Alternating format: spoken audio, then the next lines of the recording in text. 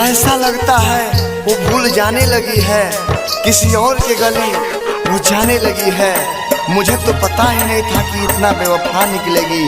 Lover को भी अपना भाई बताने लगी है, बताने लगी। रोज रोज फोन करी ले तो वेटिंग में जाता हो, रोज रोज फोन करी ले तो वेटिंग में जाता हो। लागो तक छोड़ देबू हमके ए गोरी ऐसन बुझाता हो। लागो तक छोड़ देबू हमके ए गोरी ऐसन बुझाता हो। Balaji recording studio Jadav presented by Anshu Bala music.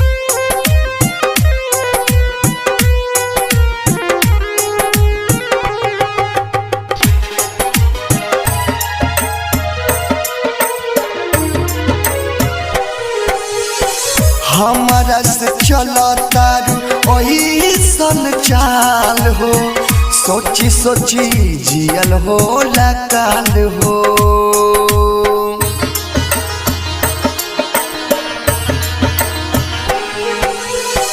हमारा से चलो तारू वही सन चाल हो, सोची सोची जियल हो लकाल हो।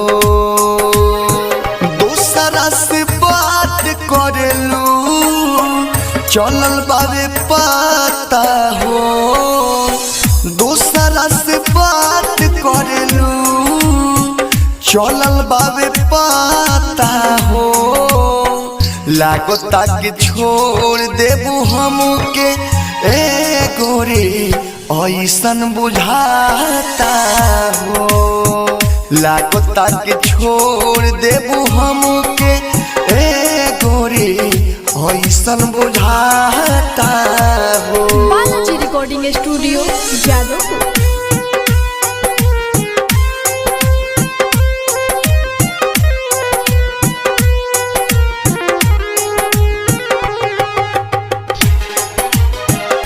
Presented by Anshu Bala music.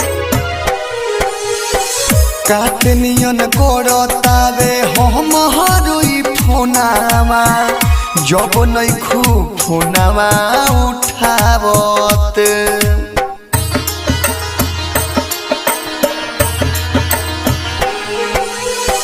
काटनियन करतावे हम हरोई फोनावा, जब नहीं खूब फोनावा उठावत। दूरग विदेशी लाल के माथा पगलाता हो, दूरग विदेशी लाल के माथा पगलाता हो।